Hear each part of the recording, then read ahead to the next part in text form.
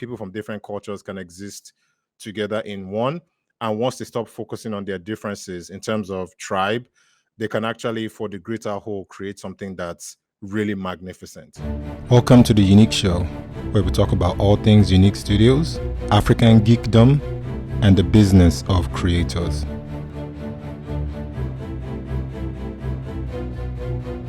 Hello, beautiful people. My name is Roye Okupe, and I'm the CEO and founder of YouNeek Studios, also the lead writer here. Co-hosts, who are you? My humble self, YouNeek Jay Abaje. I'll tell you this: I am not just a fan, but I'm an active supporter of everything that happens with YouNeek Studios, and I want to encourage everybody listening and watching to do the same. You can go to the YouNeek Studios website, and you can also figure out not just how to buy stuff, but also subscriptions and all these other.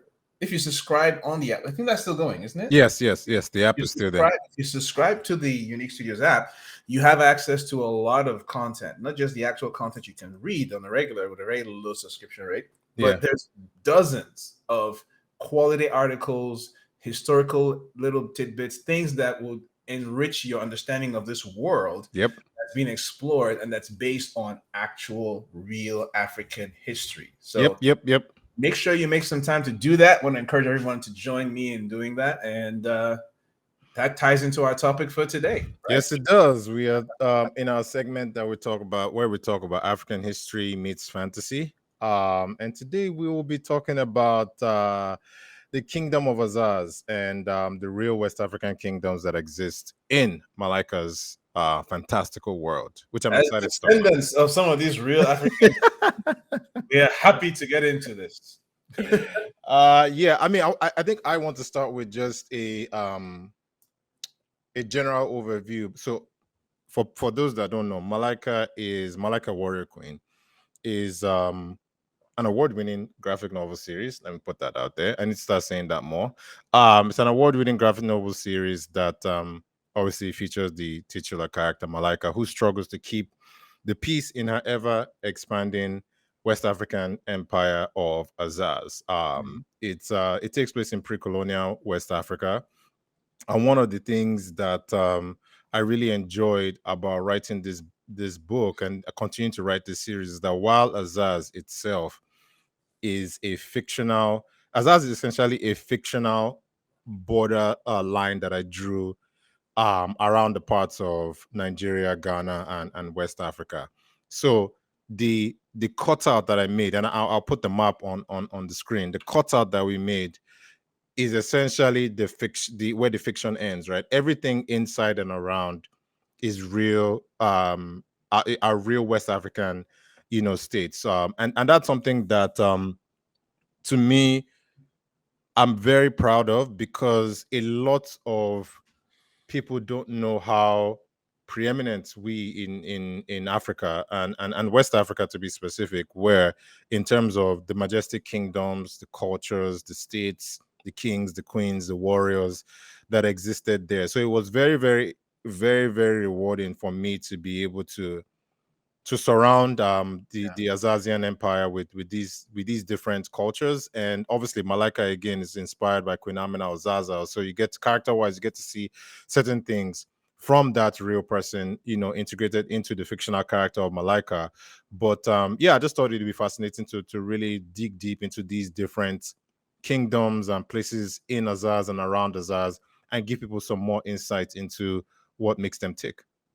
Indeed. And I think I love the fact that you basically skip over the geopolitical designs of modern Africa, because the truth is there are people groups. Yes. And these borders don't matter to those people groups. I mean, there's people who they share a common history, even common DNA in some respects. Mm-hmm.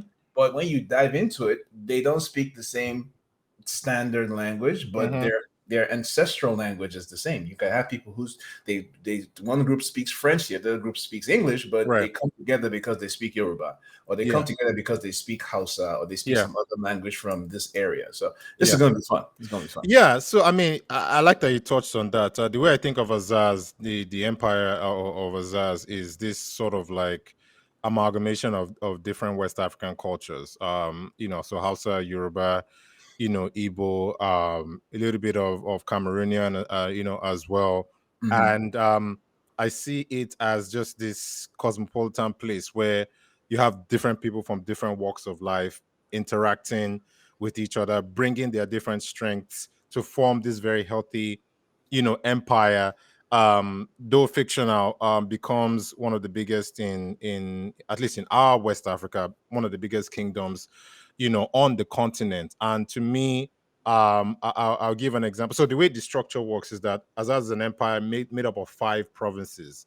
So there's the Kano province, the Borno province, the Fon province, Nupe province, and the Mandara province as well. So those Right. 5 provinces have each of them have a governor, and each governor is essentially the representation for that province on the council of Azaz. So you have the ruler, which is Malika, and then Mhm. she has the council of 5.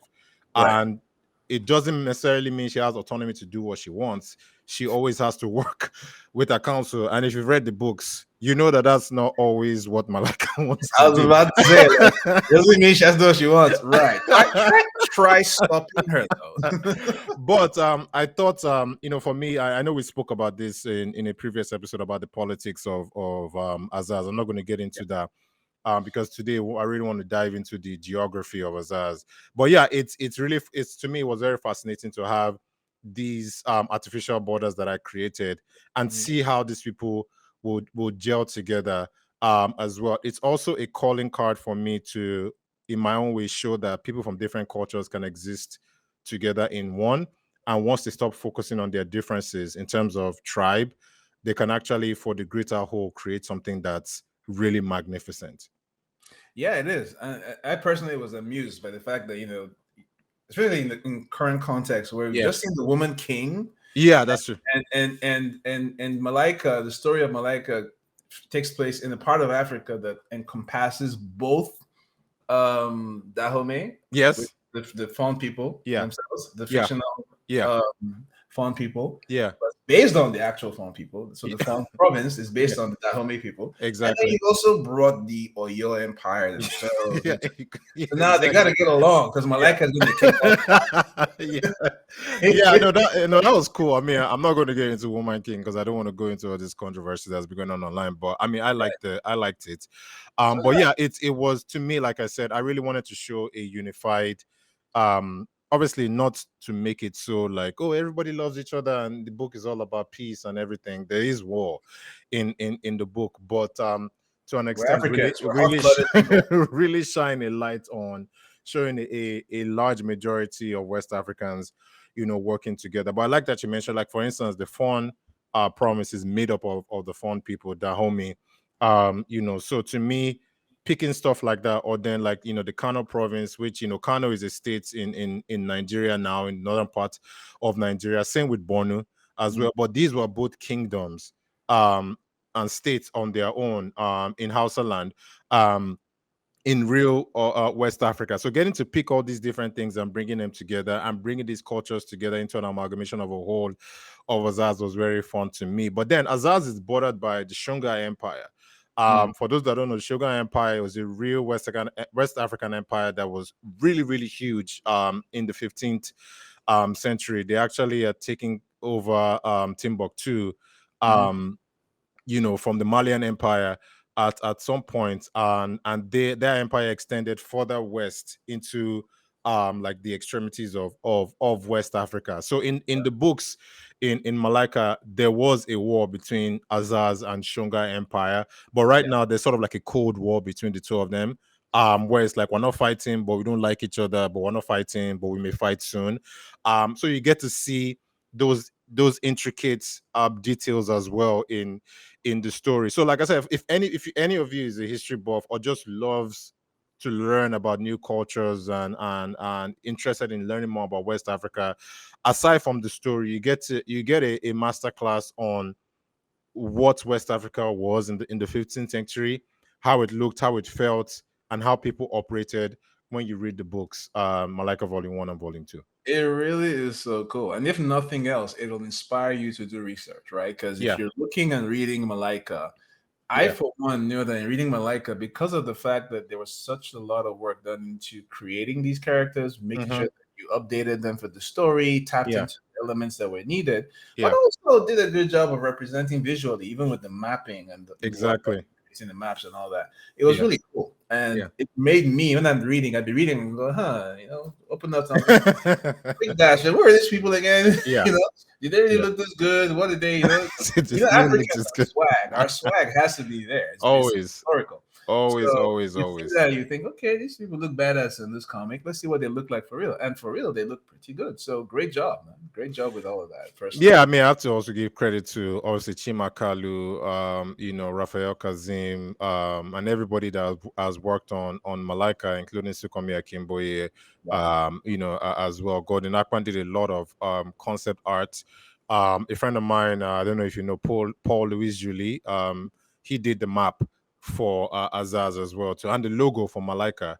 As well. Paul is a huge, phenomenal African, guy. yeah, is huge, very phenomenal artist, but also like in terms of African history buff, he is Whew. like an encyclopedia. Is crazy, and I learned a lot from him when I was working on Malika. But yeah, like I said, there's a lot of intricate details that because even at the end of each chapter, I do a little bit of a breakdown and say, hey, this is where this was from. Right. One example is like the Mandara province, which is at the eastern border of Mhm. eastern edge of the Empire of Azaz. Mandara is taken from the Mandara Mountains that actually separates current day Nigeria from current day Cameroon as well. So there isn't a Mandara place, but Mhm. I used, the monuments, which Yeah. is the mountains, to create a province there as well. Because my thing is that when people see something like that, I do want them to take a double take and say, oh, where is this from? Yeah. As well, and do some research. And you see a lot of that as well. Another example is the city of Confluence is essentially Lokoja in Mhm. Nigeria right now, where it's like where River Niger and River Benue, which two of the major West African rivers, where they meet. That's where we have the city of Confluence and present day Lokoja in Nigeria. So there's a lot of history, there's a lot of Easter eggs, a lot of things that outside of the story that I think people would enjoy when they check out Malika Warrior Queen. Absolutely. I mean, the provinces are inspired by either like actual other kingdoms, or they're Yeah, inspired by actual people groups, exactly. or they're Yep. inspired by locations, Yeah. that whole thing. Yeah. The Yeah. Nupe province being one of them. Like the Nupe, anybody who looks into the history of the Nupe people Yeah. find that they were some of Africa's original abstract artists. Exactly. A Yeah. lot of They had a great respect for art, which I think is really Mm-hmm. interesting, Yeah. and a lot Yeah. of their stuff survives to this day. Mm-hmm. A lot of their historical work survives to this day. So Yeah. love the fact that Malika and a lot of your work honors this history, Yeah. honors these people, Yeah. and if nothing else, like I said, it becomes a great jump off point for Africans and Black people in diaspora. Everybody who's a fan of this work, go do some reading, go do some research, Yep. and learn about some of these characters and some of Please do. these places, these areas are characters themselves and the book. Exactly. Exactly. Yep. Yeah. So check out Malika Volume 1 and Volume 2 in stores and online right now, everywhere books are sold. For more information, obviously, you can check out uniquestudios.com / Malika to get more info on that. But yeah, that's about it. Yeah, Indeed. please keep doing research, because there's a lot of stuff that our people and our culture have done that needs to be brought to the forefront. Yep. As a son of the Oyo Empire, I want to let everybody know that we were badass then, we're badass now. Don't mess with us, or we'll mess with you. Moving on. It Yeah. was fun talking about this. Looking forward to seeing more questions in the comments as people comment on this. Yeah. And also you can find a lot of this work, as we said, at uniquestudios.com. You can find me at Nuru the Nerd Guru on all social media. Let's talk about African history. Let's have a conversation about it, and let's create some. Let's Yep. do some great things, Africa. Let's rise up. Yeah. All right. Thank you guys. Take care. Peace.